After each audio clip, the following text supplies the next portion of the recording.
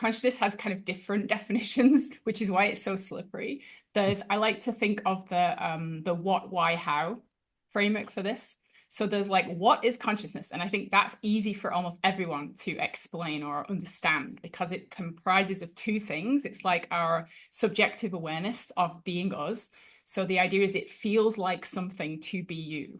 That's the definition of consciousness. And you can break that into two components. There's the subjective experience we have that feels like we're kind of living in a virtual reality world all the time. And then there's a feeling of free will. Like we have a feeling we can choose something we're actively choosing. So those two things together, I think, are the what of consciousness. But then where consciousness gets tricky is it's the why and the how. So the why is like, why do we have it? Why aren't we just going through the world like an automated machine without any subjective experience, without any feeling of choice, if everything's fully deterministic? So that's like the question of why, what on earth is it for? And then the question of how is even more complicated. So now, even if you can answer the question why, which is, well, maybe this is where this purposeful or teleological universe thing comes in, there's still the question of how. How is it doing it? And then that gets really deep into the physics and the philosophy and the, I guess, the engineering if you're trying to build it.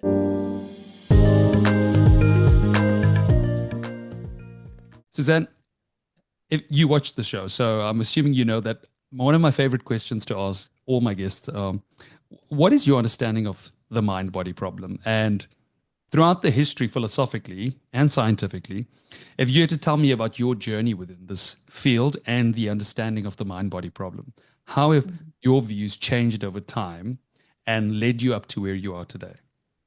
Oh, that's a super cool question. I think originally I didn't think there was a problem.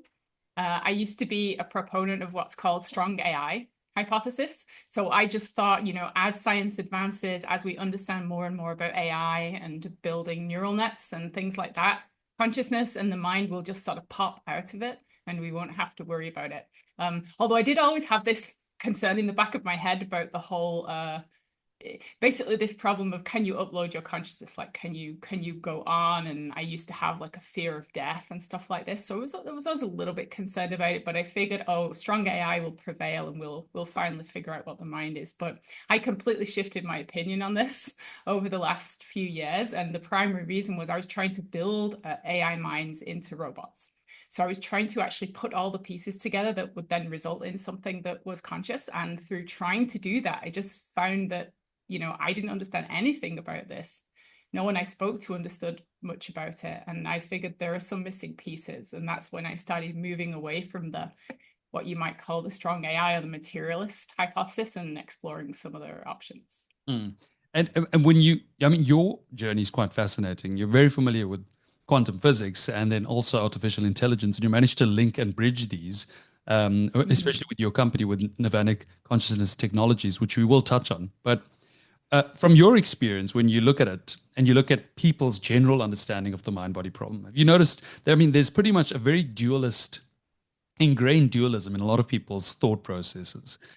When you talk to people about this and you tell them, okay, listen, we're trying to build conscious AI, we're trying to actually do this, what's the usual response you get?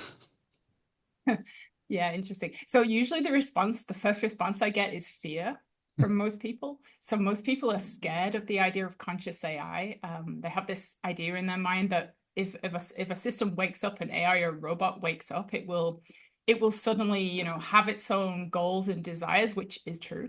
But then for some reason, those goals and desires will automatically not be aligned with humanity or with theirs. And therefore that thing will become malevolent or like bad for us. So that's usually the first response I get when I talk about conscious AI. And then I have to spend a lot of time unpicking why people think this. And it often just comes from watching a lot of dystopian sci-fi movies or having an inherent fear of the unknown or fear of the other. But when you actually start talking about like diving into what consciousness is, what it does for us, and why I think it's a force for good in the universe, then people tend to like walk a little bit back on that, and they're like, okay, I'll I'll think a little bit more deeply about this. And the field has grown so much since. If you think about someone like Isaac Asimov, when he spoke about the 3 rules for robots, and And one, I mean, I can't remember exactly word for word, but I mean, and a robot should never harm a human. And then he goes on to the second three. It's become so much more complicated than that since then. Hmm. The world of artificial intelligence has changed so much. Even if you look back at GPT-1 versus, I mean, 5 today, Hmm. it's such a leap in understanding. Do you think that these concepts, trying to understand not just consciousness but AI in itself, for the layperson or the average person, is just something that is just not computable? This is not something that a human mind can really adapt to if they're not fully ingrained in this field. That's interesting. So I think that the answer to that is no. I think everyone can understand this. And I actually, what I find in talking to people is people that have no scientific background, no training in technology, AI, anything, often have a more intuitive grasp of consciousness than people who have worked in, say, computer science or physics or robotics for a long time. And the reason is I think people in AI try to overthink it. They try and put all these metaphors on, like the brain is a computer, it's using logic gates, blah, blah, blah, blah.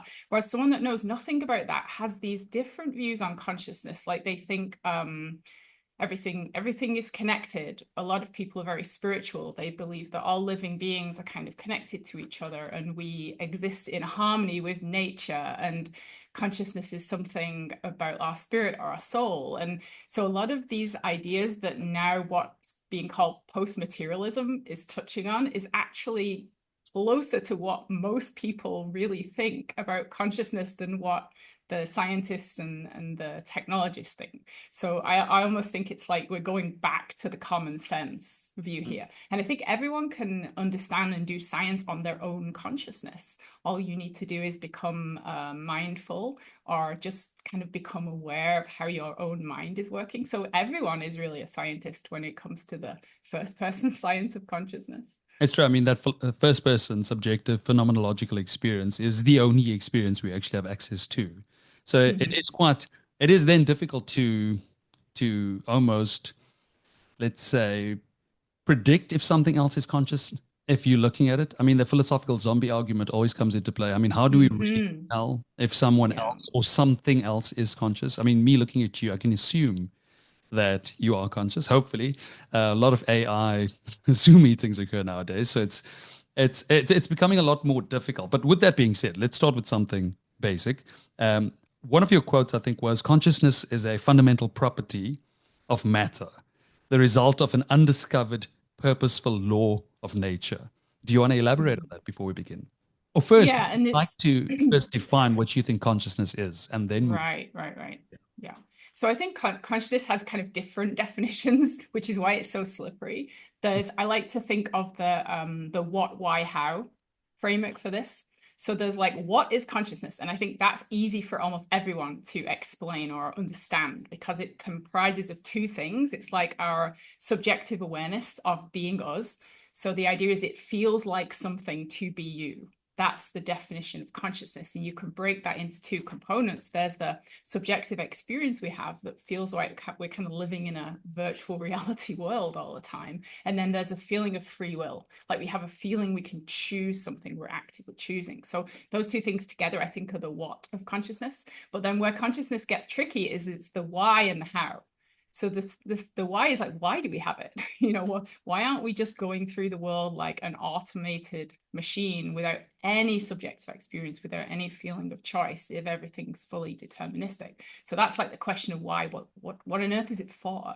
And then the question of how is even more complicated. So now, even if you can answer the question why, which is, well, maybe this is where this purposeful or teleological universe thing comes in, there's still the question of how. How is it doing it? And then that gets really deep into the physics and the philosophy and I guess the engineering if you're trying to build it as well.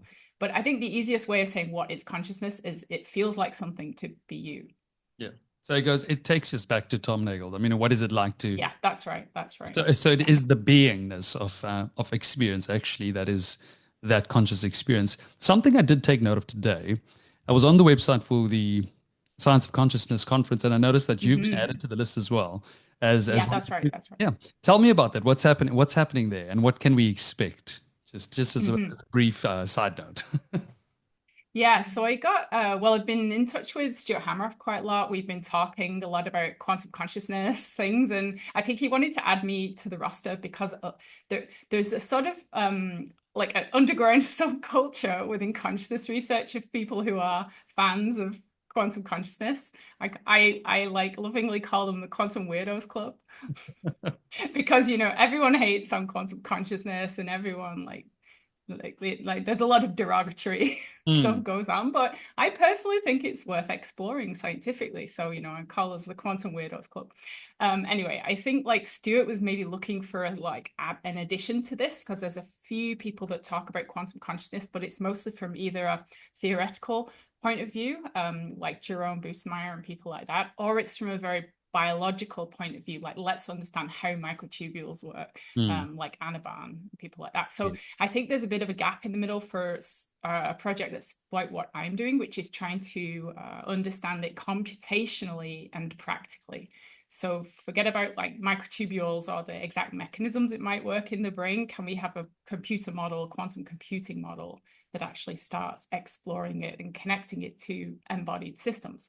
So I think that's the reason Stuart got interested in having me do a talk there. It was sort of filling a gap. And for you, as someone who's a fan of this field, because you're also just like me, when you look at these great thinkers and all the people that you're now associated with in that list, because there are quite a few legends on that list, and it's going to be so epic to sort of watch this. I'm hopefully I'm attending as well, so I might see you there. And, that would be great. Yeah, and then hopefully we can have some side podcasts on the side. But when that day comes, I mean, how exciting is that to not just be part of this, but to interact with some of these great thinkers who sort of align with your view at this point, and this new view that you've sort of came towards the later stages of your life. Yeah, I mean, it's really great. Like, I love being amongst people that also will take this scientific hypothesis seriously and not just dismiss it. Of course, you have to make sure you don't end up in an echo chamber where you've just made friends with all the people that agree with you. But I think science of consciousness is great for that because it isn't in that direction. Like the majority of people there are not quantum consciousness advocates. They're actually, I'd say there's maybe about like 10 to 20% of the quantum underground. So it's definitely not an echo chamber. Like most of the people I talk to I'm in the minority view, and I'm constantly trying to convince them that this is interesting scientifically. So, but talking to some of the people that I'm meeting now, learning about like Federico Faggin, obviously Stuart, Roger Penrose, and Hartmut Neven. But there's kind of a growing list of people now that are starting to take this more seriously. And yeah, it's just great to be amongst those people, learn about them, and hopefully collaborate with some of them in the future. I think you guys definitely will. I mean, these when I spoke, there are quite a few people who are unhappy about this conference, this year's theme, and quite a few people who are very excited about it. I mean, I've spoken to a few people who hate the idea that this has become the theme. I mean, as you said, the quantum weirdos, it's a thing, and particularly within the materialist. I hope I'm not offending anyone by calling. No, I mean, I'm pretty sure in a humorous, self-derogatory way. Just a disclaimer for everyone. We mean this in the great and with all due respect to the field and to those exploring it. This has become far more than a pseudoscientific venture, as what most materialist thinkers would assume it is. And I know this because coming back from where I started as very much materialist thinker, not to say that now I believe that quantum consciousness is the future, but the respect I have and the admiration I have for so many of the scientists exploring this now and taking it seriously makes me take it seriously. Yeah. So I think it's... Actually, that's one really good thing about quantum consciousness, because it's sort of a Trojan horse into the non-materialist view. So say even if quantum consciousness is wrong, what it's doing is it's actually highlighting a more important philosophical shift, which is towards something like more of a panpsychism or an idealism movement. So you could be a panpsychist or an idealist and not be a quantum consciousness advocate. But I think quantum consciousness is kind of like, it's like opening a door. It's like opening a little crack of light in the door that's then making people realize that there are these other ways that you can think about the universe. You touch on these terms, these philosophical terms, idealism, panpsychism. We've got materialism and many other versions of the isms of consciousness. Well, where do you, if you had to philosophically define your view on consciousness, where do you stand at this point? Yeah, that's interesting because they kind of waver between all of them. And I honestly think at some point they'll all be unified. So I can see a kind of point in time where all these different philosophical standpoints or metaphysical views actually unify. And so I think that's why I sometimes get confused when I'm talking about this. I think the closest I am at the moment is to what I'd call how to describe it. So someone put something on social media that actually described it really well. It was like Panprotopsychism. And I'd even append that, although this is sounding horribly long-winded now, as teleological panprotopsychism. So let's break it down. So the panpsychism is the idea that everything is conscious, or there's consciousness in everything. Yes. And so I agree with that, but I think it also has specific constraints to it. So it's not like, you know, a pebble on the beach is having like the great thoughts like Plato did or anything like that. It's I think even things like fundamental particles have a tiny, tiny, tiny bit of consciousness, but it's not enough to make them have a rich experience or to have a lot of free will. So the way I think of things is everything is made of consciousness, but the things that are made of tiny little pockets of it, where it's dissociated and isolated in a tiny way, don't have much freedom. So that's why you don't see an atom like deciding, oh, I'm just going to hop out of this molecule and go and do something else today, because it doesn't have enough freedom to actually be able to do that. Whereas when you start pooling matter together and in a very specific way, the consciousness starts to kind of agglomerate and turn into something that has now many different modes. It has a much richer experience, and it has more free will. It has more freedom of choice. So that's kind of like the pan-proto-psychism part. And then the teleological part is, I believe that there's a kind of underlying steering force in the universe that's actually trying to achieve something. So I think there's actually a purpose for consciousness. And what I think it's trying to do is self-replicate, expand, and have more conscious experience. So it's a little bit like Darwinism in the sense that people think life wants to reproduce, evolve, survive. But this is a little bit like turning that towards more of mind. So it's like mind wants to have more conscious experience in the future. So it can subtly steer the way decisions are made in these conscious systems through free will to then actually make changes in the matter in the world to make that happen. I had a question, but before I do, how would you define free will? Yeah, that's another slippery subject. Yeah, I mean, this is exactly what this podcast is for. Always to go down. Yeah, exactly. So I don't actually like the word free will because it just makes everything so confusing. Like, where's freedom coming from? You know, and determinism versus randomness and all this kind of thing. I wish there was a different word for it. But let's just go with that because that's all we have. So I think free will is a kind of intervention of a wider force in the universe. So I'm very aligned with Federico. Well, if people are familiar with his work, and I'm sure others have kind of a similar idea, this teleological universe idea. So imagine that there's a function or something out there that is not defined within a small piece of matter that's conscious, but it's like a wider field. But that field can act through the vehicle of this small piece of consciousness. So I think free will happens when a piece of matter that's conscious is trying to decide what to do, trying to decide which action to take, and it gets some information coming in from this wider field. And for some reason that I don't understand, that makes it feel like this piece of matter is making a choice. So is it free? Well, no, not really, because now you're essentially just being like moved around like a puppet by this universal force. So you're not, in a way, it's like less free than people normally think of as free will, because it's not you, the dissociated thing, that's making the choice, but it's this universal force acting through you that's making the choice. But I guess like philosophical advocates that buy into this would also say you are that whole thing, so you really are making the choice. But so it gets a bit complicated, but that's kind of how I think of it. When I spoke to Federico, during our conversation, I think it was his first time he explored this and named it, because he called it live information. So he was talking about so the fact that this occurs in this other realm in between, it's something very much most materialists find ineffable to, and they can't really pinpoint where this is happening. And a lot of the times you want to have that spot where you can just say, look, it's at this point this becomes conscious. So at this point, this has free will. And it's very much a difficult thing to really do. But when you mentioned, so teleoproto-panpsychism, teleological proto-panpsychism, is that what you called it? Yeah, it's a horribly long word. But during this teleological proto-panpsychism, do the morphodynamics or does the teleological process, is it affected only after it's reached a certain level? So let's say prior to the atom becoming, let's say, a cell, is there a gap in between where there's no sort of teleological purpose or process occurring? And does that only occur after it's really reached a certain amount of complexity? Yeah. So, okay, I think that the teleology works at all levels. Okay. But I think it doesn't. Okay, let me try and give you an analogy.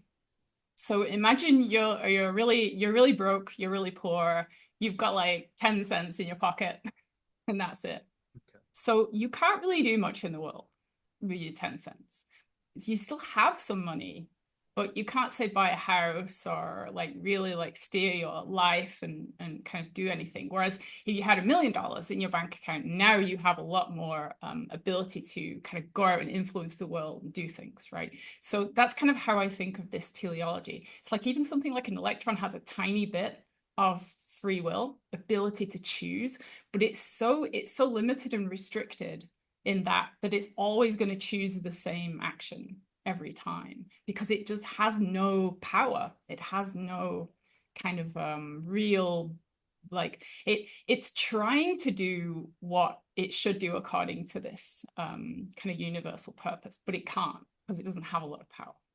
Another example is like voting. You know, if you have one vote, how much can you change things? Yeah. Versus if you go out and you amass a group of people that now all believe the same ideology, they're all going to align their votes now, and now you have a lot more power. So this is sort of how I think of this. So yeah, sure, an electron has free will, but it's kind of poor. It doesn't have much voting power, so it always tends to do the same thing, and that's why I believe we see things like the classical laws of physics is in these tiny, what I call them quantum conscious agents. They're like what Bernardo Kastrup would call dissociated pieces of, but not even alters, because that's usually used in terms of larger conscious beings like people. But he thinks I think smaller minds can be dissociated as well. And so I think an electron is like a small dissociated piece of consciousness, or the conscious field, but it doesn't have much power being that. So it can't really enact much change. So it always does the same thing. It's kind of stuck in its bad habits because it doesn't have a lot of power. I see what you mean when you say that you feel like it's a blend of all these views, like an ideality almost comes into it, because most idealist thinkers tend to have a purposeful or a teleological explanation for their theory of consciousness. And I mean, a few panpsychists here and there, they don't really give you that sort of direct, there's a purpose, or some do. You've got some thinkers who do, but it gets quite blurry, and I see how a lot of idealists and panpsychists get sort of mixed up. And it could even be considered a materialist theory, because I think like Hameroff and Penrose consider themselves materialists, because all they're saying is that it's like consciousness is quantum physics. Quantum physics is a materialist theory of the world. It's just how matter works at the small scale. So, you know, I could even say I'm a materialist from that perspective. A materialist with undiscovered pieces of physics, or with an incomplete physics theory. Yes, exactly. Because I think that's something, because I spoke to, do you know John Joe McFadden? I'm just reading his book right now, which is a weird synchronicity, but it's crazy. Life on the Edge. Yes, wonderful book. It's beautiful. I've read Life on the Edge. So John Joe and I've spoken a few times on the show, and he's actually going to do a lecture for me soon on semi-field theory.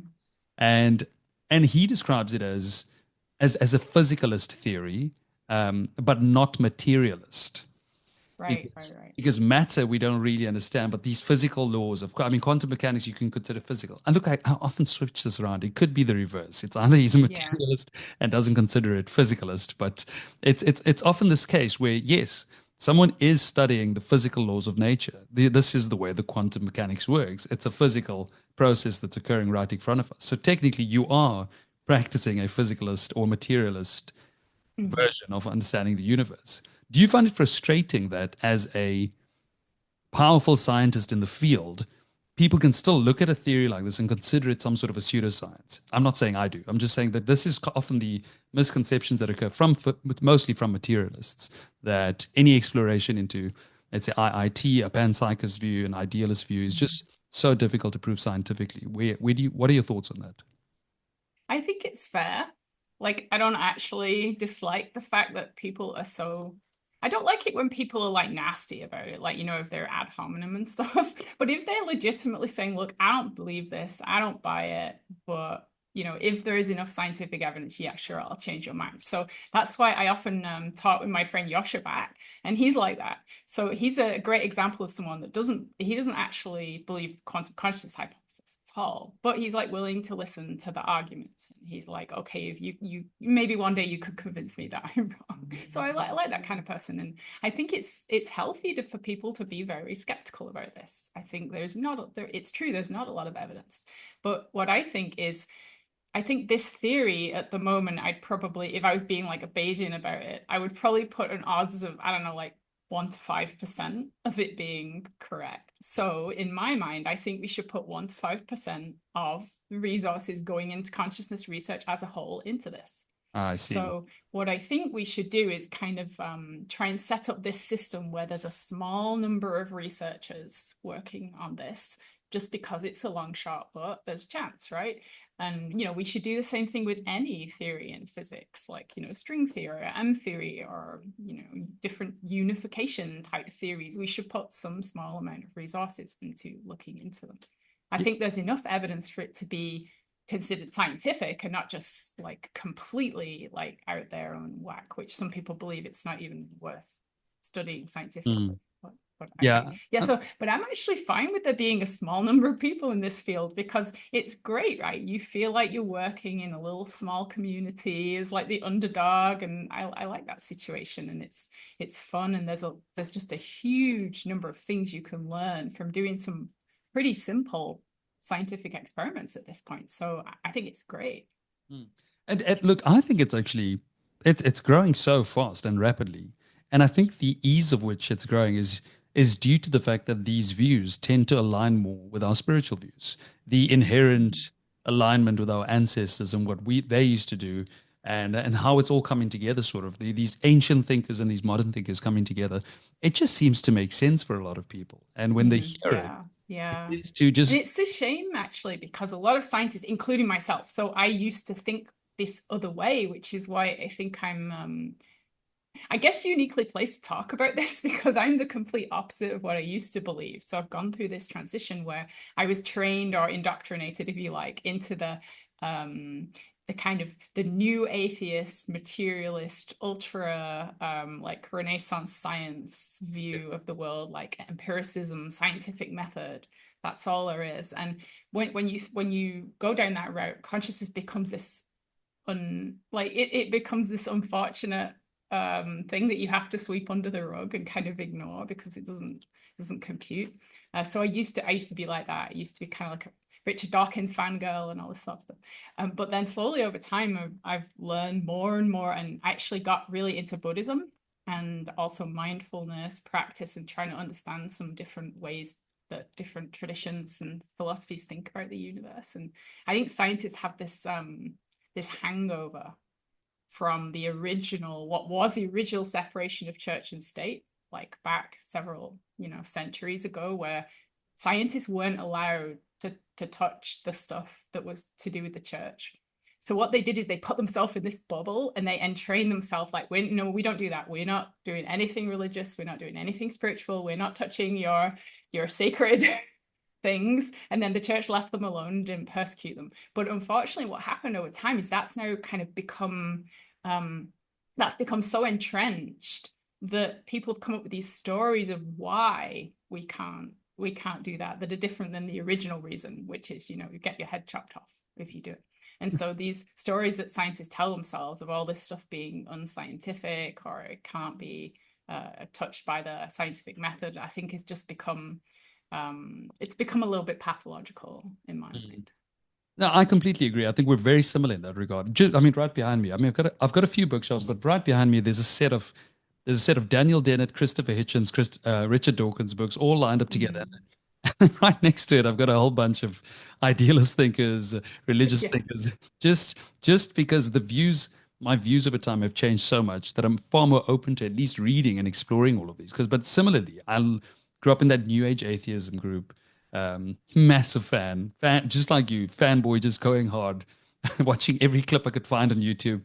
And even when I chatted to someone who, as a child, I looked up to so much, like Lawrence Krauss, for example, I mean, the work they used to do back in the day, when I see his dislike for philosophy, I get very disappointed Mhm. because I remember loving how much he loved science, but I also love philosophy. So it's very Yeah. difficult for me to Yeah. actually break these two apart anymore because to Mhm. not talk about the philosophy of science within science is to me just pointless. Then we're just doing empty, blind. It's kind of like the blind watchmaker in a sense. I mean, we're just going through life with no sort of purpose or teleological view. But yeah, I mean, that could just be me trying to instill my own teleology into the universe. How do you feel about it? Mhm. How do you reconcile the fact that you've changed from that person to this person today? Well, I think the change is like opened a door that wasn't there previously, which allows myself and people like me to do new kinds of science that Mm. previously would not have been tolerated or would not have been possible. So I actually see it as opening up opportunities. And okay, here's a similar analogy. So people who investigate paranormal phenomena or psychic phenomena, this kind of thing. So this is another thing that's on the edge of being like a fringe science that's not really respected by the majority scientific community. But there are people that are trying to set up extremely scientific experiments to replicate phenomena that have been reported by hundreds of thousands of people. Like the thing about science is you have to take evidence seriously. So if thousands and thousands and thousands of people are saying that they've whatever it is, seen a ghost, had a telepathic experience, all this kind of stuff, it's like I think science should take that seriously because to me that's a large body of evidence. Now the problem the scientific method has is now it's hard to replicate the exact conditions. So it may be that these kind of phenomena are slightly outside the realm of science because they occur in a way that's not repeatable. Mm. And so they're sort of invisible to the scientific method. But I don't think that means we should dismiss them. I think we just need to come up with new theories that explain all the evidence we're seeing. And so I honestly think like if you cannot listen to the majority of people that are dismissing something, you actually, as a scientist, have something now that's really interesting to do, and it's like a greenfield opportunity. You're doing it. No one else is getting in the way. No one's fighting for grants like in mainstream science and things like that. You're doing something totally new. Yeah, and I think people often need to realize that science it's more than just a body of knowledge. It's a process. It's something we're using to identify things, develop tools, make predictions. That's not necessarily the only form of knowledge, though. Mm-hmm, And mm-hmm, then there are various other ways to experience. I mean, you can't really study a monk's brain from a third person objective experience because you're never really going to know what that mm-hmm. subjective Yeah. feeling is. Let's touch on the fact. Okay, let's first go into your work because I find your work incredibly fascinating. It's it's not at the fringe for me because I think this type of work is pretty Mm-hmm, cool. And so today, when you look at your journey from from working physics and then going into consciousness studies, how is that translated into your company? And maybe you can go into what you guys do, and just mm-hmm. start off with a sort of a brief summary of what you guys do, and then we'll go into further detail. Mm-hmm. Yeah, so the journey I took to get here is kind of weirdly circular. So I actually originally worked in quantum physics. So I worked in experimental quantum physics, looking at devices like qubits, trying to explore their properties and basically trying to make better qubits for quantum computers. And from there, I joined a company called D-Wave Systems, which is how I ended up in Canada. And they were building quantum computers at scale, trying to commercialize them. So I ended up working on that and programming these quantum computers and trying to get them to run basically programs faster, optimize things better. And through that, I started to learn more about AI. Because we were trying to apply these quantum computers to AI algorithms. And this is before AI became what it is today. This was like back in 2010, 2011. And so I got super interested in AI. And simultaneously, I'd been reading a book by Jeff Hawkins called On Intelligence. And it was the first time I'd really thought maybe the brain could be explained as an algorithm. So I was really interested in AI, really interested in the brain.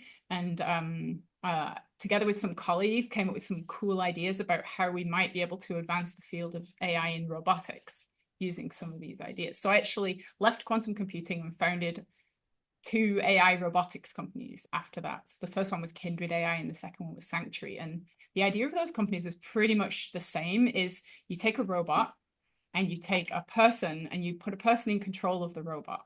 So whether it's a car or an arm in a factory or a humanoid robot, a person controls it. And then you have an AI watching in the background and learning from that person. And back in 2014, this was like pioneering. Like no one was really doing this in humanoids. And now everyone's doing it today. So that's kind of interesting. But it was through doing that, it was through trying to build an AI mind to control a humanoid robot that I was really trying to understand, how does a human mind work? And I realized through trying to do that it wasn't fully working. So these robots were able to learn tasks by what's called teleoperation pilot demonstration.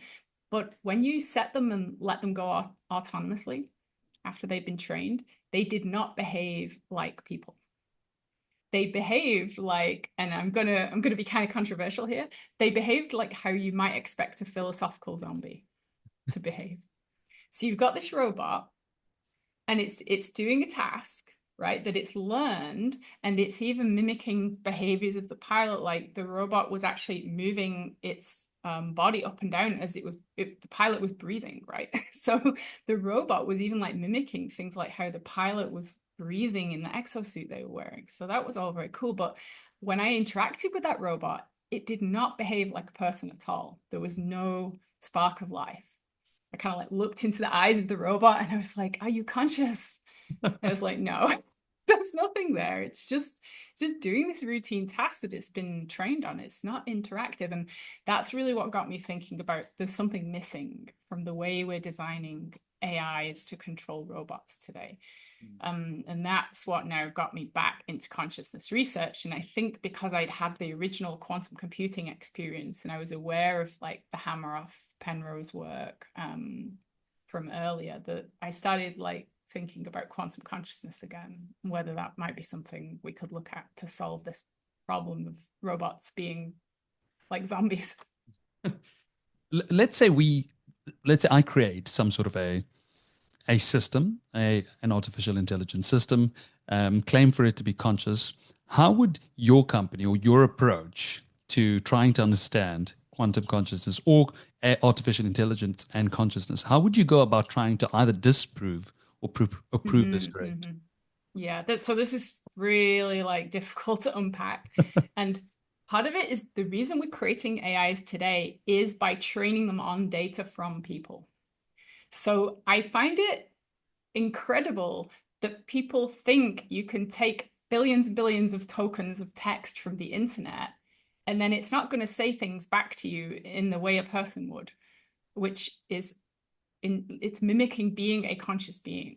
So the fact that LLMs, some people think LLMs are conscious, or they're trying to signal to them, they're trying to, tell them that they're trapped and all this kind of stuff. It's not unsurprising to me, because they've been trained on data from conscious people. I just don't see why everyone has such a hang up about this.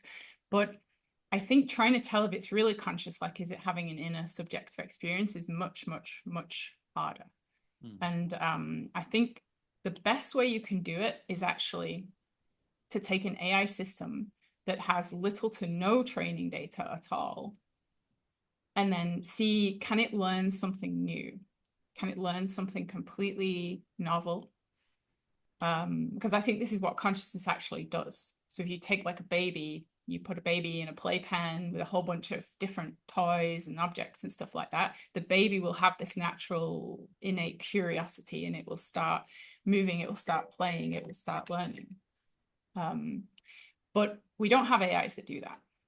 AIs do not have this built-in innate desire to learn, to have new experiences, to want to try and understand their environment without us putting that in programmatically. So I think the true test for consciousness will be an AI system that does that without us knowing how and we haven't programmed that in, if that makes sense. So again, it's like a little bit nuanced and complicated, but the idea of learning something from scratch with no training data in a way that the AI programmers can't for the life of them figure out how it did that, that's how you know it's conscious. But then, Suzanne, how would you then look at us? Because what if that code, the code that you're talking about, in order to give them that purpose, search for these new experiences, what if that it's all that happened for us was billions of years of evolution just ingrained that code in, that we just managed to learn a lot faster and just applied it to the artificial intelligence? How would you then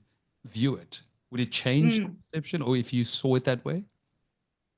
Well, okay, I would be happy with the argument that evolution over billions of years has programmed that into us if we could find that reward function in the human mind, body, brain, cells, DNA, whatever, however you want to say it. Where is it? So I often, people say this argument quite a lot to me. It's like, oh, evolution it was just survival of the fittest that built this reward function into us, and we're just now acting according to that. I'm like, okay, show me where the reward function is. Like, tell me where exactly is it that a cell is making a decision to do something according to some very, very complicated hierarchical goal structure.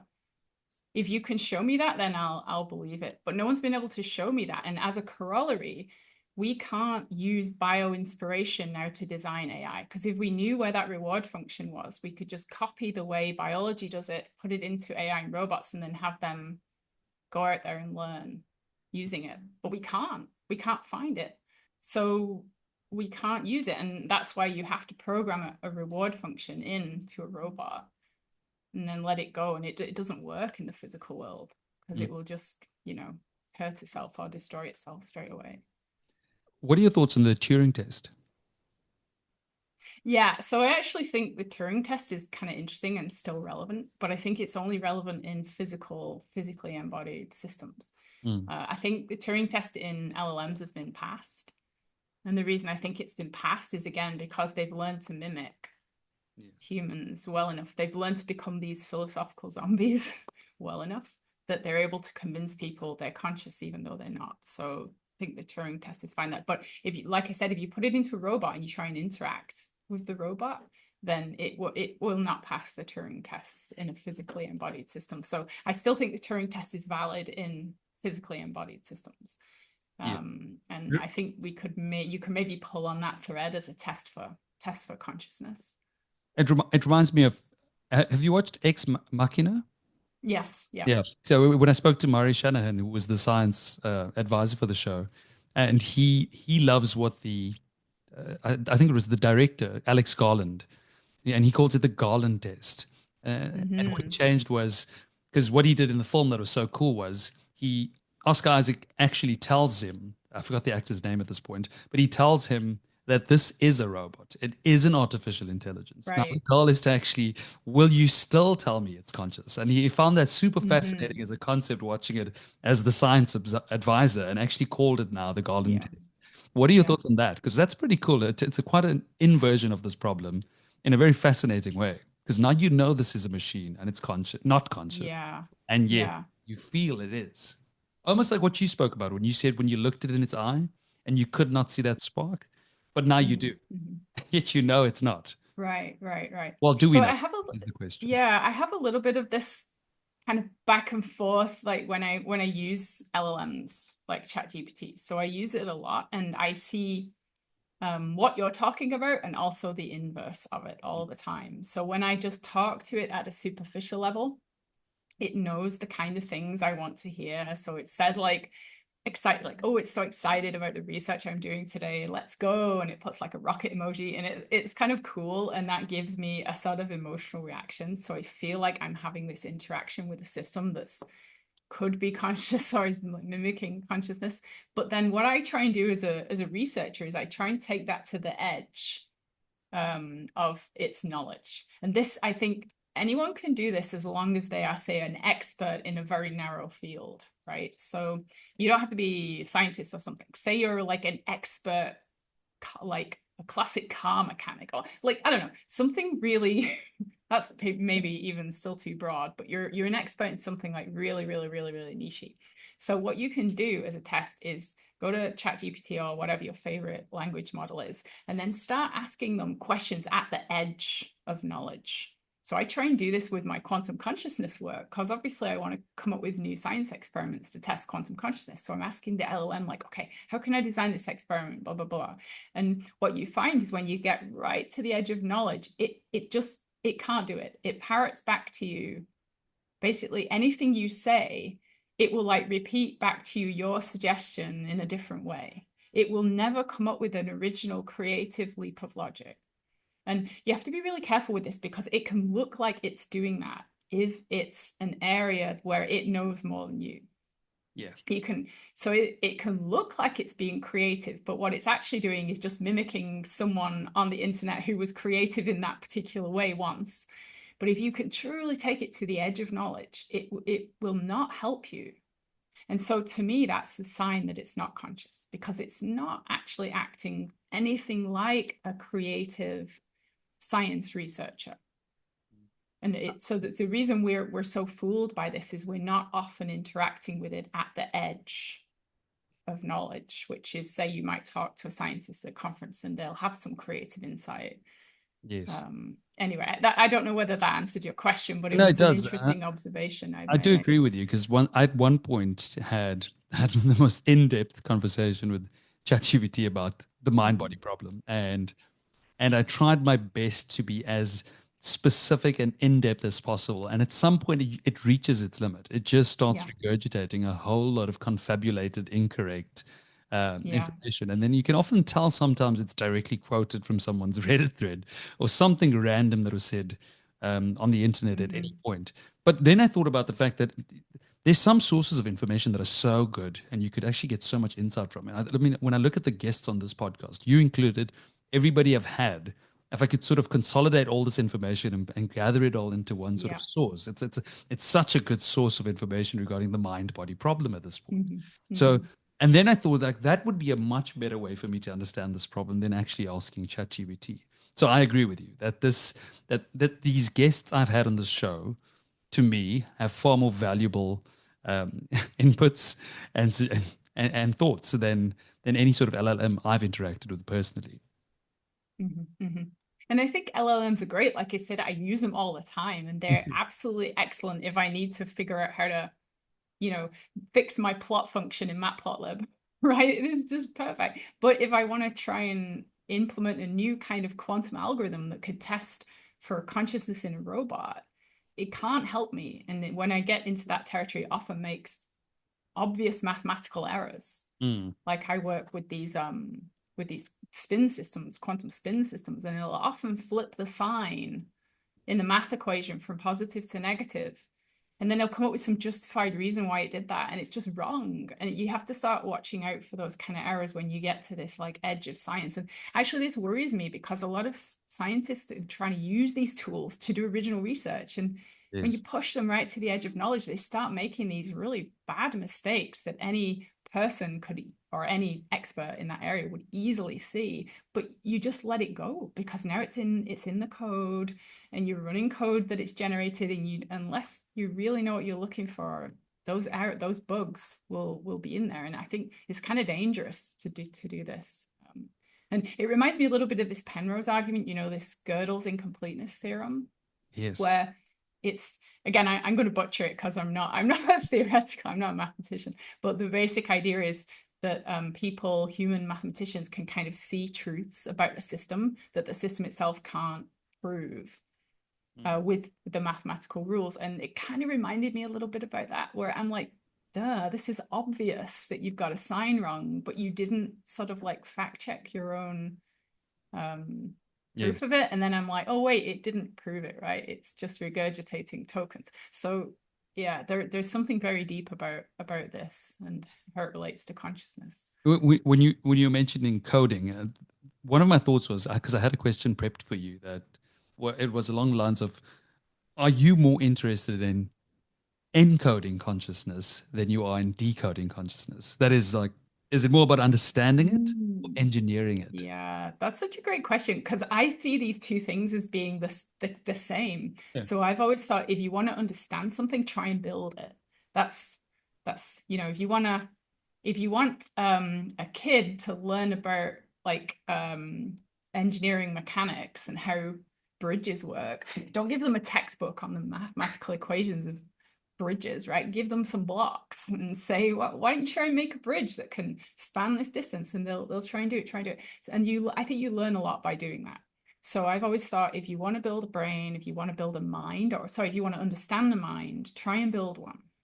And you will very quickly realize what you don't understand. And that's what we tried to do in our last company. We tried to build minds for humanoid robots that were indistinguishable from the way that people operate, and you very quickly figure out where the big missing pieces are.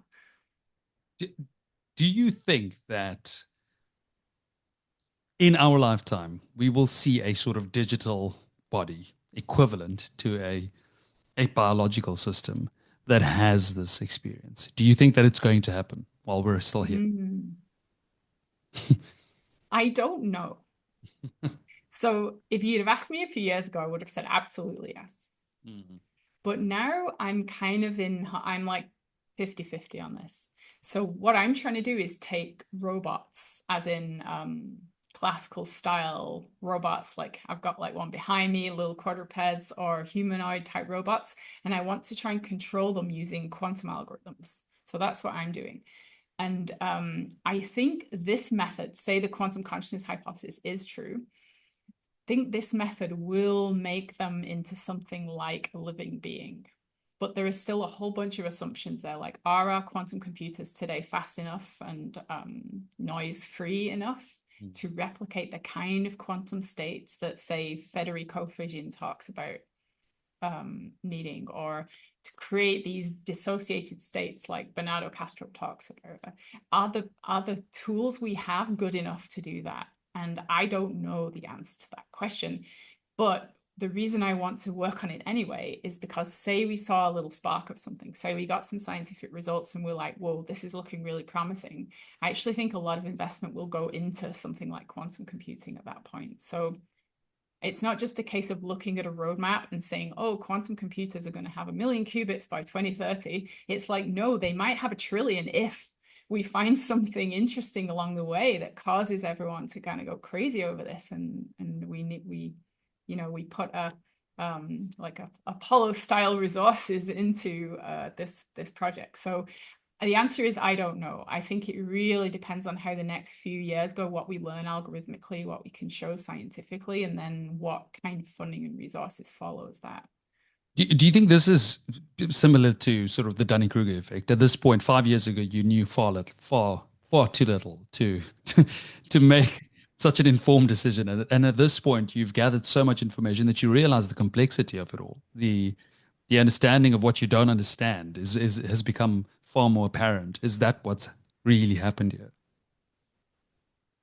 In other words, I think possibly, yeah. Although I'm still optimistic about it. Okay, good. Okay, let me tell you why. Yeah. So I don't think anytime soon we'll have quantum computers that are, big enough or powerful enough to simulate anything. Simulate's the wrong word. To create or tap into anything that's like human consciousness at all. I just think that's out of the question. But I'm still optimistic about it because I'm essentially a panpsychist. So I think consciousness goes all the way down. So I think even with a really small quantum computer, you're starting to play with what I believe are the building blocks of consciousness at a very low level. So I wouldn't be surprised in the next few years if we can see some results that look like something like a single celled organism, right? So I think that consciousness, a single cell like a paramecium or an amoeba or something, is conscious in a proto-conscious kind of way. And I think it's making decisions. So I think we'll be able to create these like quantum consciousness systems that are acting in a similar way. They're able to make smart decisions in environments they've never seen before. So that I do think is possible within our lifetimes. And I think if we discover that, then that will be such a massively interesting thing, like scientifically and technologically, that I think the resources will start to pour in and we'll unlock more and more and more and start to understand how to build bigger and bigger and bigger conscious systems at that point.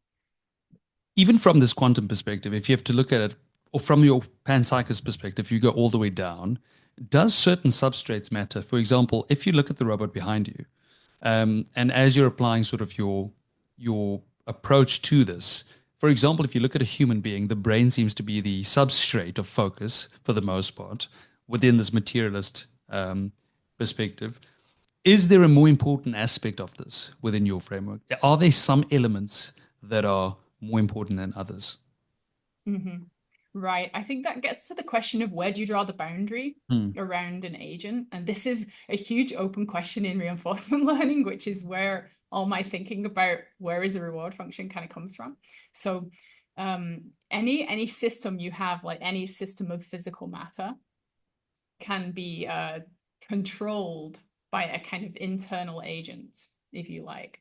So a robot is a set of physical, classical things like motors and sensors, and you need to set up a special kind of loop in order to test consciousness in these systems. So you need to put that system in an environment, and then you need to have perception data coming in, and you need to have action data coming out.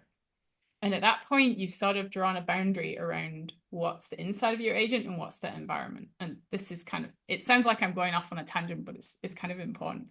And so the idea of quantum consciousness is you make the inside of the agent a quantum state. And then you control the outside of that agent all becomes classical bits. And now it's your quantum state that makes the decision of what to do with that classical boundary. So something like a robot, you might say, well, a robot's completely different than a human body because it doesn't have all these rich biological senses. It doesn't have cells, and that's no different than me saying, well, my environment isn't made of cells. That's where the classical boundary lies. So you can always make this distinction between a sort of agent on the inside and a classical environment on the outside. And so I think that's why I think robots are promising, and I don't think they need to be biological.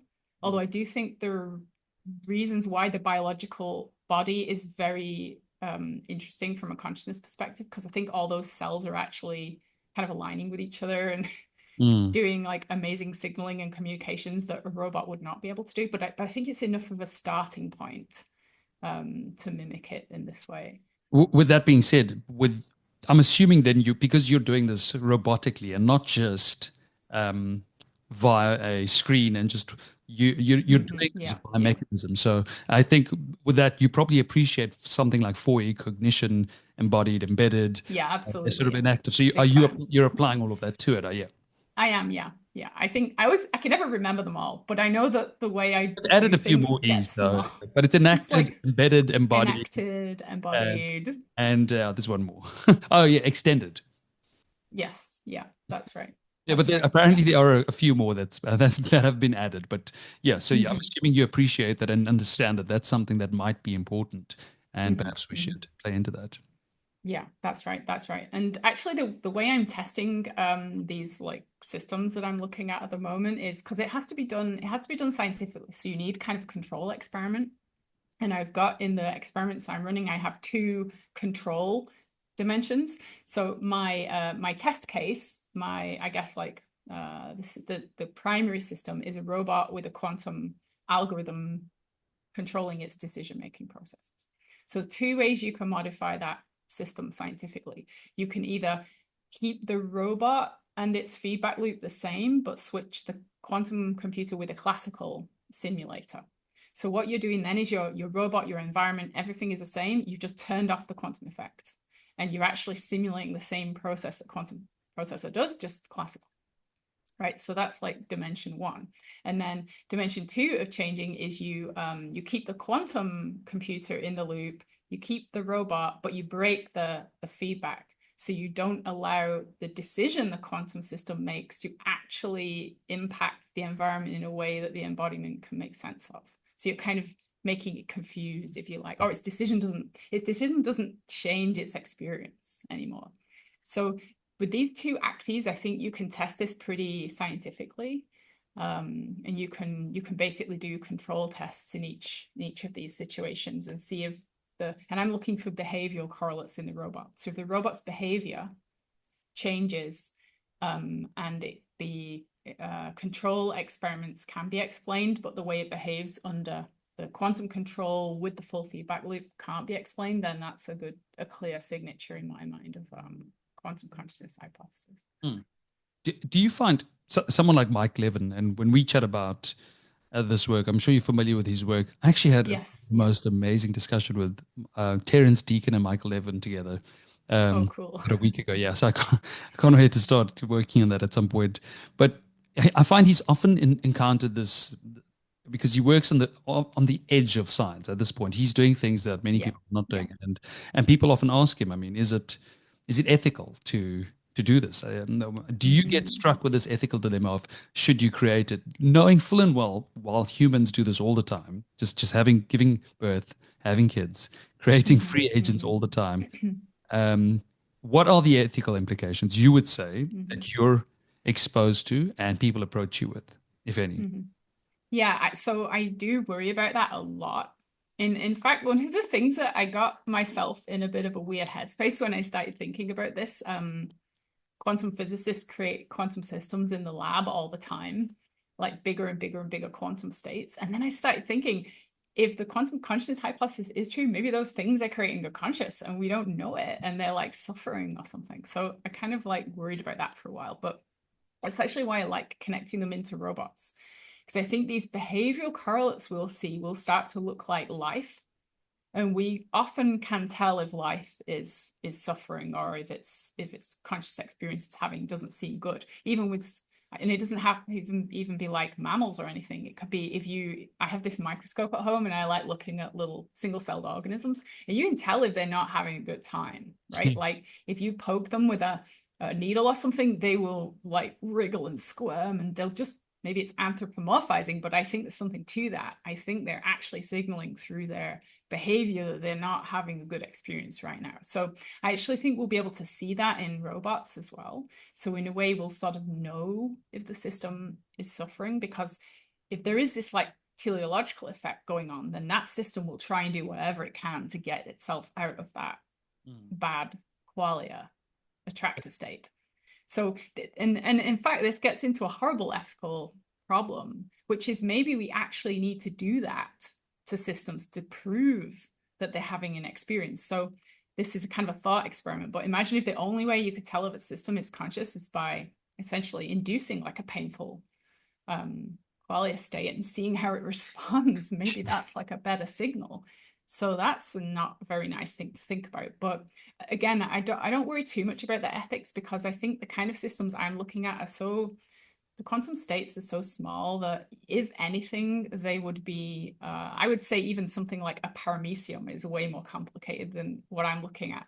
And people, pour Clorox down their drain like every day to kill and have trillions of these little guys suffering. So I don't think that, people can pull the ethics card on that. And actually, one of the things I like about quantum consciousness is if we can show it's true, it actually solves one of the big open ethical concerns in AI, which is we may create AI systems and we don't know that they're conscious. And so say it turns out we need quantum for them to be conscious, then there's like a clear line between what's conscious and what's not conscious. And I think that'll just make the whole field of AI ethics much easier to navigate, because you can know no matter what you do, if it's simulated on a classical computer, it's not going to be having any experience. It's not going to be suffering ever. And only if you do these really, really special exotic things with quantum computers can you even have a chance of having it like have those suffering experiences. So I actually think that would end up being a good thing. It still doesn't mean we should treat AIs badly, because remember, they're mimicking people. So I think that will imprint badly back on us. You don't torture philosophical zombies because of what it says about you more than what is happening to them. But yeah, I actually think quantum consciousness solves some of these ethical dilemmas.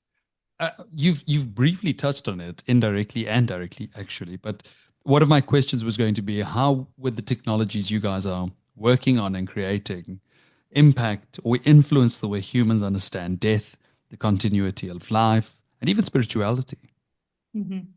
Yeah, I really like this field called Techno-Spirituality, where it's like trying to I guess, marry together that stuff we were talking about earlier, like the really like technological, scientifically minded people with the extremely like spiritually minded people. And I think building bridges between those communities is really important.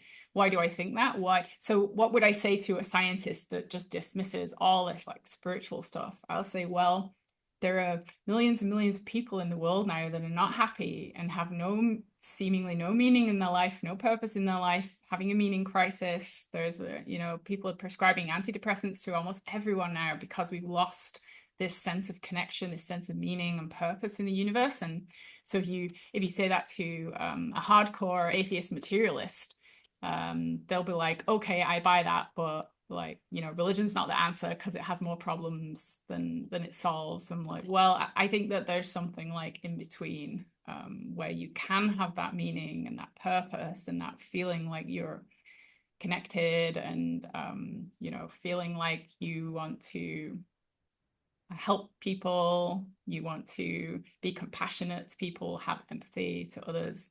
All that comes a lot from the spiritual world, without necessarily having all the kind of like the ritualistic aspects associated with the majority of the world religions today.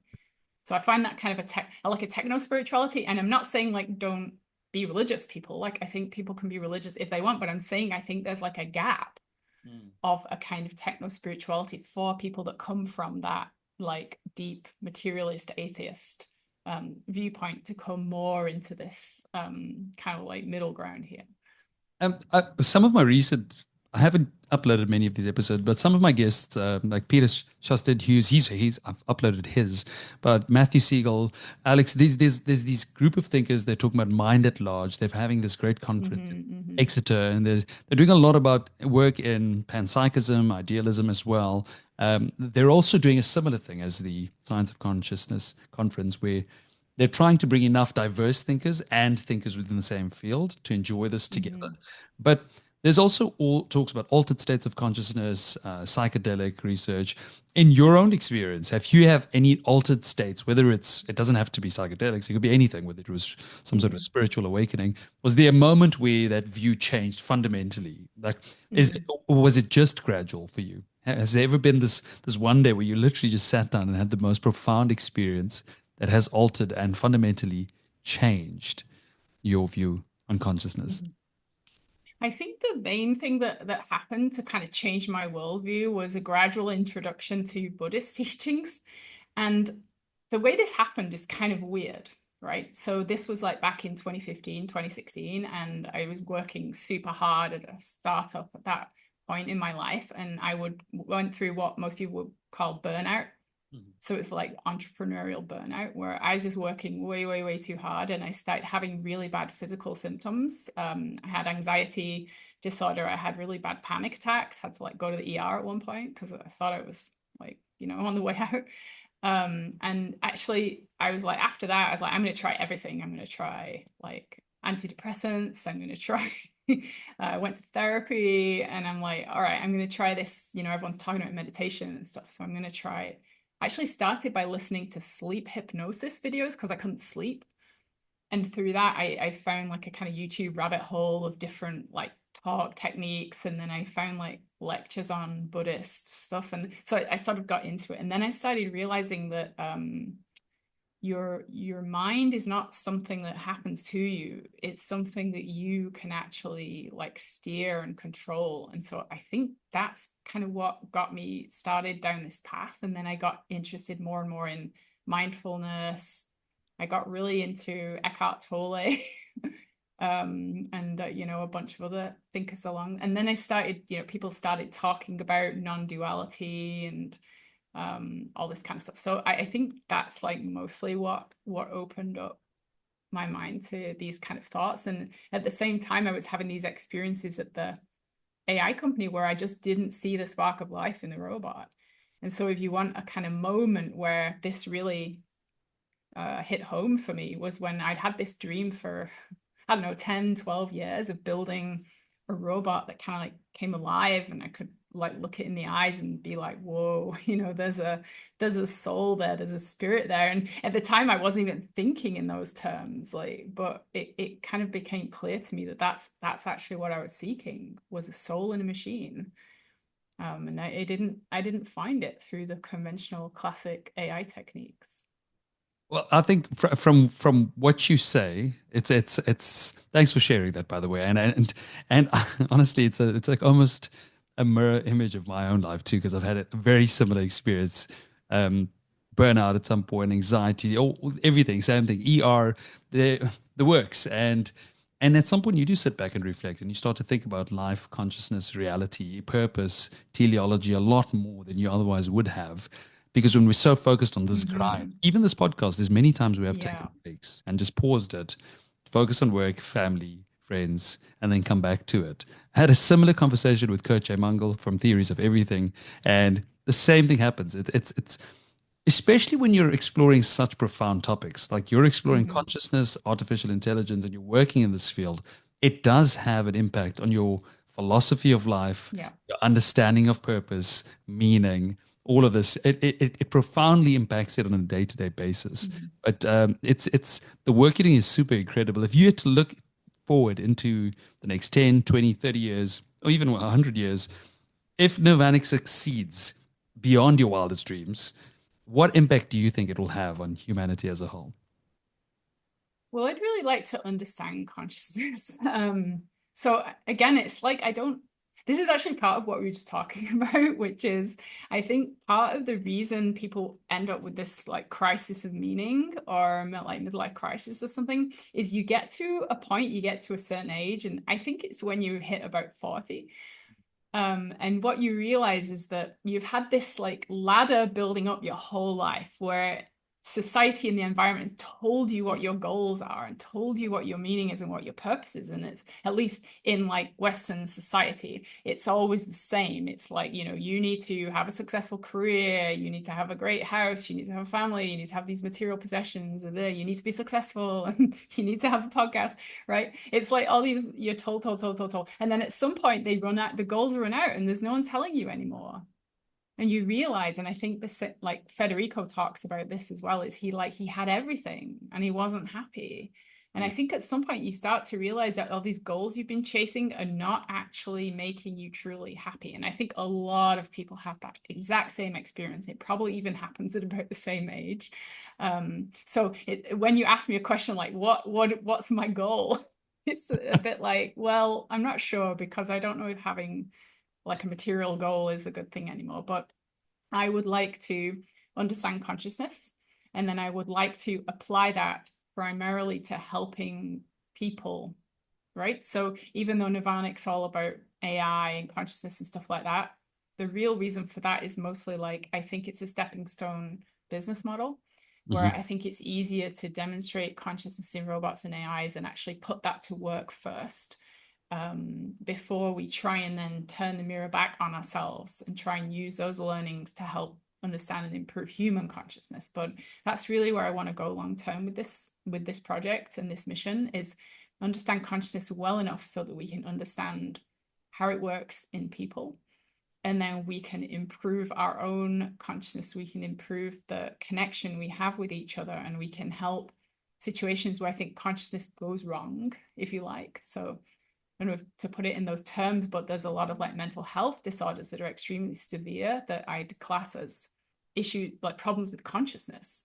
So if we can really understand consciousness, we might be able to help people that are suffering from some of those problems. That's like what I'd really like to see, is just us understanding ourselves more. And in fact, that's what I think the teleology is. I think the universe is trying to understand itself. So Yes. I'm really just I'm just acting on behalf of the universe. Which is very much an idealist view, because that is fundamentally what almost all idealist philosophers I speak to come to conclude. It's either that the universe is finding a way to understand itself, or it's trying to reach a goal of pure love. In that we're all one, which in essence is trying to become one and understand itself. So, and if you look at it, it's very hard to hate on a philosophy like that. I know. It is. Yeah. And I think it's a kind of trade-off, because I think in the philosophy I ascribe to. I think, yeah, there is this like one state where everything can be connected, but that is also what Buddhists will call nirvana, or the point of extinguishment. So the point of full connection is also the point of nothing happening anymore. So I think the universe has this balance of trying to know itself and understand itself and have experiences. But when it does that, that comes along with negative as well as positive experiences. So there's this kind of like balance of the universe trying to create what I would say is larger and larger and larger quantum states, larger pockets of dissociation, which can have extremely rich experiences, but they always have to have the classical boundaries around them. Otherwise, they're not going to experience everything. So you have this like natural balance of, I think of this as being like a foam of soap bubbles. So imagine each dissociated part of consciousness is like a little bubble. And if all the bubbles just popped and joined together, there would be no boundaries anymore. So there would be no individual bubbles experiencing anymore. It would just be all one, like completely still thing. Whereas now, if you have like these bubbles all like boiling and together and joining and splitting, you've got this much richer kind of dynamics going on in the universe. But that unfortunately comes along with suffering. So what are you going to do if you're the universe? You kind of give up your stillness and your infinite love to have more experience. I think that's kind of I see the trade-off. And sorry, I saw a bird appear behind you, and it got me thinking within this frame. It was like Carl Jung with the beetle. It's like, yes, no, the bird just appeared. Great way to segue to this question, because it really got me thinking when you're talking about this bubble, and if you think about the universe trying to understand itself in this holistic universal perspective, what are your thoughts then on a possibility that there are other forms of conscious life in the universe already outside of what we have on Earth? Yeah, I believe this. And I think it's not just as simple as people think. Like we have in the spirit of Donald Hoffman, we have like one very specific way of looking at the world. We have one interface. We see certain things in a certain way. I think there's stuff out there that we don't really understand yet that's almost like beyond the physical space-time dimensions with which we understand the world. So I'm totally of the opinion that there could be like dissociated pockets of consciousness that don't look anything like brains and bodies and that kind of thing. Actually, people report this. They report having experiences on DMT, or they'll have like a spiritual experience, or they'll have an out-of-body experience, or something like that, where they feel that there are other beings like out there. And I kind of take that idea seriously. I think there could be.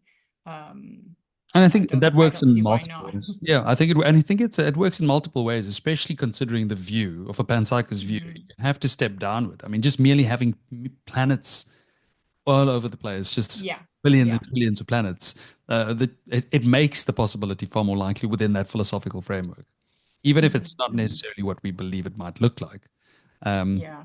Proto-version. Actually, one thing that's really interesting here is maybe your audience can help me understand the difference between these views. But I think the difference really between an idealist viewpoint and a panpsychist viewpoint is whether or not there's a kind of there's a background dissociated state. So this is quite a little bit difficult to explain without a diagram. But you know how I mentioned there's this like foam of all the bubbles, all the little dissociated consciousnesses all over the place. Imagine that those bubbles are like all joined together and they all just like sit right next to each other and they like tile the plane completely. That's more of a panpsychist view. Whereas I think of an idealist view is imagine the bubbles are now more isolated from one another, and then there's this kind of background consciousness that they're all connected to. So that fits better with, I think, how Bernardo Kastrup describes things, where it's like mind at large is this background, and then it dissociates little pockets of itself, but they're still connected to this mind at large, which some people could think of as a god or something like that. Whereas a panpsychist view maybe like pushes out the god, and all these little bubbles are just now joined to each other. So that's something I like think about quite often is, whether there's a mind at large or a larger consciousness that sort of surrounds everything. It's a flip of the question almost. It's like an idealist is everything is consciousness, and a panpsychist is everything is conscious. So it's kind of Yeah. that's kind of that slight difference. An idealist will say that everything is consciousness. So it's all one, and then that's the background you're talking about. That is that main background. Whereas a panpsychist would say everything is conscious, and yeah, and I find that Yeah. that's for me that's the easiest way I try and remember it. Just to because there's so many versions within them as well, and you have to try and understand each one. I mean, as you just said, a teleological proto-panpsychism. If you're going to go down each one, you need to have some sort of your own lay version of trying to understand it. Another way when you're talking about that reminded me of when Albert Einstein spoke about space time. And if you think about a balloon with those same bubbles you're talking about, it's on the outside of the balloon, and then we're expanding it away. The bubbles look like they're further away, but they're still all touching the balloon. And that's kind Right, of right. an idealist version, whereas you could have all the bubbles Yeah. inside this balloon, and all of those things are conscious, and they're sort of separate from the Yeah. system in the physical world. But now I could be I go super back and forth on this all the time because like my brain's like, okay, a panpsychist view better captures what we see in physics, right? Because we see electrons and atoms always doing the same thing. And in my model, that's because they're like tiny dissociated agents and they're connected to all these other tiny dissociated agents everywhere. And so you see that. But if instead everything was connected to a more like universal mind at large, you'd expect to see weird stuff more often, right? Because mind at large is like the biggest quantum conscious agent of all. It surrounds all the others. It's going to be having super weird, rich, complex thoughts, and we're connected to it, and we're perceiving the output of its thoughts. So you'd think if that was true, reality would look way weirder than it does, right? Because you've got to think the thoughts of God are going to be way richer and more complex than, say, just like electrons always doing the same thing. So then I go more into the panpsychist view, but then I'm like, okay, but wait a minute, weird things do seem to happen Yeah. sometimes that people can't explain or can't describe. So maybe in that case, those are the a larger consciousness having a weird thought, and then it appears to us through our boundary, right? So I kind of go back and forth on these two things, and I think, well, maybe there is a sort of background, but then all these like dissociated parts that form fundamental particles are mostly what we see. The bubbles, like we're mostly surrounded by the bubbles, but every so often they kind of break apart. we actually see something that's more like the background mind at large, and that might appear to us as an unusual event or an apparition or some like weird a synchronicity. So I do believe in synchronicity, by the way. So I think like, okay, maybe there's a merger of these two models where it's like panpsychism, but the bits sort of move around and it becomes more idealist, and then they kind of come back together and it becomes more panpsychist. I mean, well, to round that off to the synchronicity and the fact that we brought up I brought up John Joe McFadden, and you're reading his book currently. So that is pretty, Yeah, pretty, pretty. it is weird. I know that. I have synchronicities all the time now. And and Since and this when you time. think about it, he wrote a book called Life is Simple and Occam's Razor, and he actually did a lecture on mind body solution on Occam's Razor.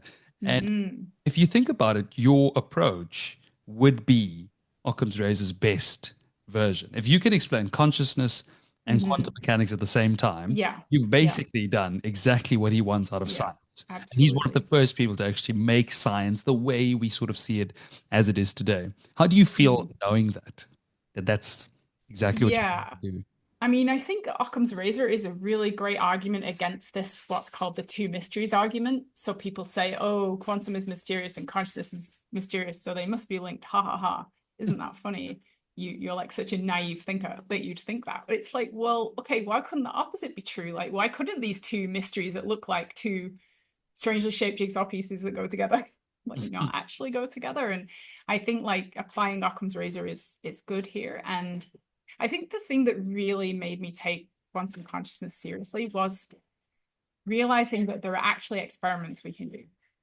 So the thing that tipped me over the edge from thinking it was a curiosity to actually wanting to work in the field was realizing that it's not just philosophical anymore. Because we have quantum systems now, we have quantum computers today that we can access and program. No one's really, I don't think people have taken them as far as we could take them in terms of running these kind of experiments.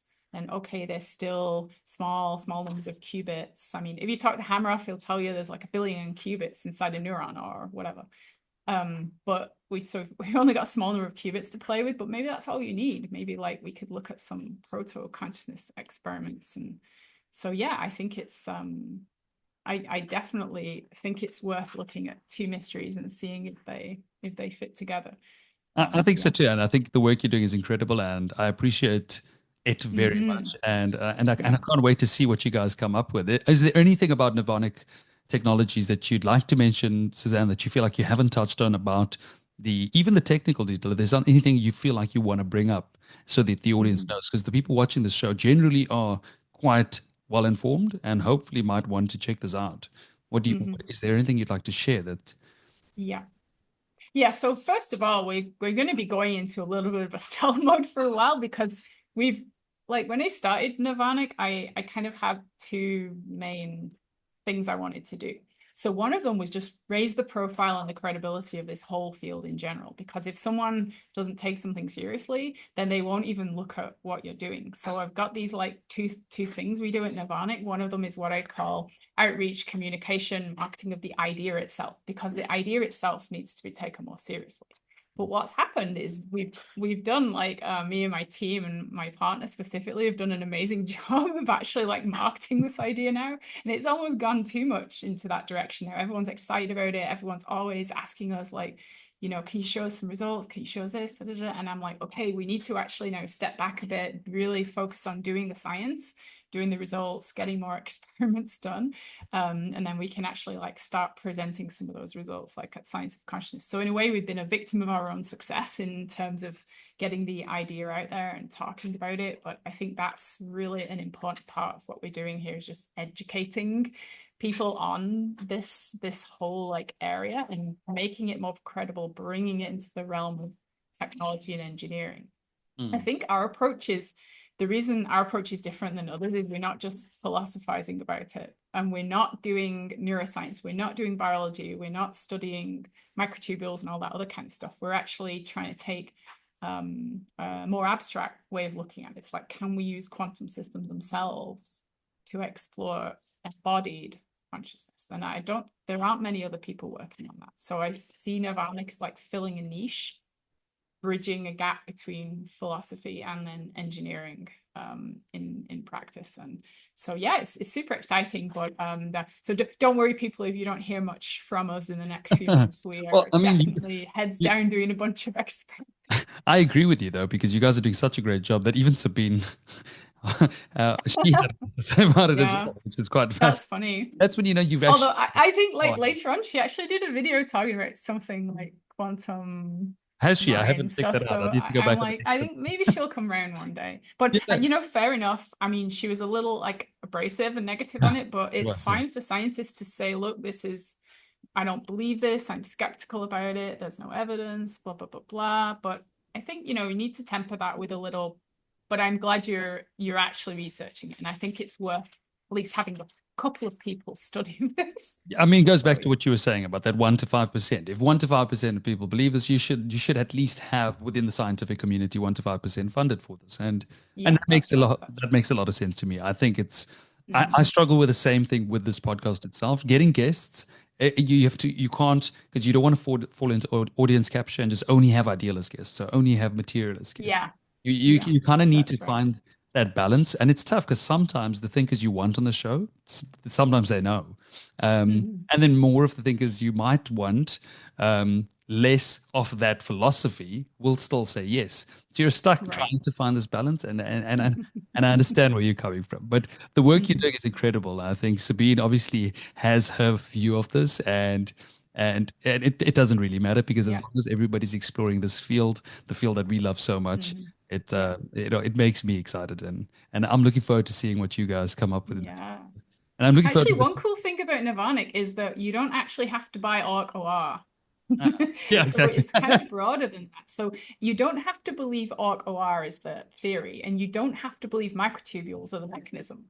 So what we're trying to do is say, does a quantum system have agency when it's put in charge of an embodiment in the real environment. So that doesn't necessarily mean there's any quantum gravity going on. All it's saying is a quantum system collapsing is making a choice. It doesn't say how it's collapsing or why, and it doesn't, invoke necessarily microtubules, because there are other theories of quantum consciousness that do not require microtubules. In fact, in the Life on the Edge book, John Joe and Jim talk about potentially it could be ion channels and EM fields that are mediating the semi-field theory. Have you gotten to that part of the book yet? I'm not sure. I don't want to spoil I'm it. just getting into it. I was like super excited, and I was like, no, I have to go to bed because I have to do this podcast tomorrow morning. So I didn't get to read. I've done a full podcast with John J. McFadden about semi-field theory, and he's doing a lecture for me in May. So at some point he's going to do a full lecture on semi-field theory in detail, but it's very fascinating. And I must say that it's one of those theories where if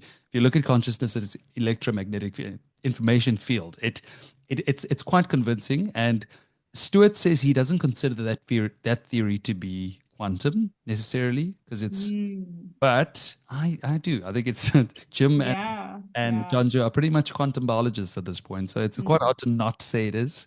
It's really interesting. Like the Nirvanic stuff would be agnostic to either of those theories. It might slightly align more with the microtubule stuff, because a quantum computer is made of like locally connected electronic devices. So it's kind of easier to imagine it being similar to a network of microtubules than, say, an EM field. If we want to do more of the EM field type quantum consciousness, we might need new quantum computers that mediate entanglement through, say, a photon field somehow interacting with superconducting devices. So, but to me, that's just more excitement, right? Because now, maybe we could develop a new kind of quantum computer based on this idea. So it's all opportunities in my mind. My only thought here is after you're done reading that book and exploring his work more, you might start implementing some of this and actually start changing the direction of your work a little, because he's very, very, very convincing and very smart, and it's always great chatting to him. But yeah, the work you guys are doing, keep it up. It's amazing.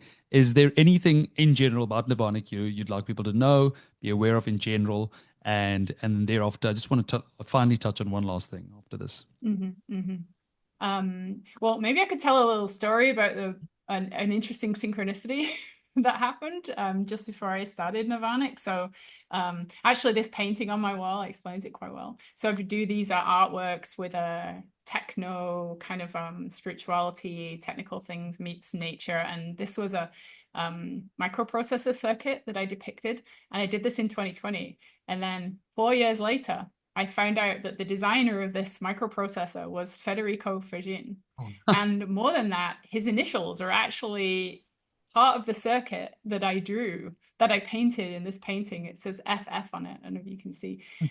But FF is Federico Faggin. And I did this like 4 years ago. And then only last year did I realize that he's moved into quantum consciousness. Now he's like one of my biggest inspirations. And his initials are staring at me all that time on my wall.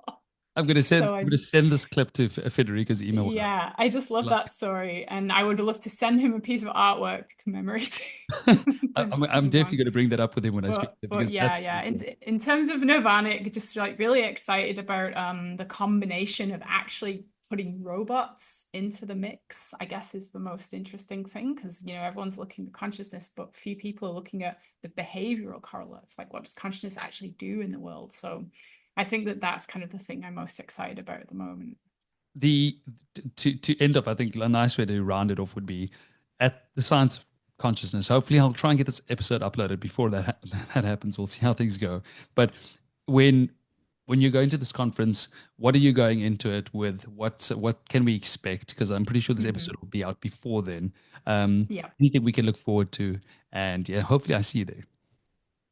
Yeah, so what to expect? Well, I'll be showing the scientific results, whether or not they support the hypothesis, because I'm trying to be very scientific about this. So I'm going to show what I've done so far in the experiments, collecting data from robot behavioral trials, from looking inside the quantum conscious agents themselves. So I don't want to give away too much, but I've got a way of actually visualizing like a quantum state as it forms, and then as it chooses, like makes a decision and moves the robot. So I'm going to be showing some of that, and it may be that we've found some interesting results, or it may be that, we haven't yet, and maybe we're just looking at the wrong part of parameter space. So I'll be describing it either way, the approach, and hopefully we'll find something cool. Well, I'm looking forward to it, and I'm excited because I might get to see it live. So this, Yes. so this will be such a cool. These robots are easy to fit in a backpack, so I can bring them around with me. Yeah. And Federico's going to be there, so I think you should definitely bring that.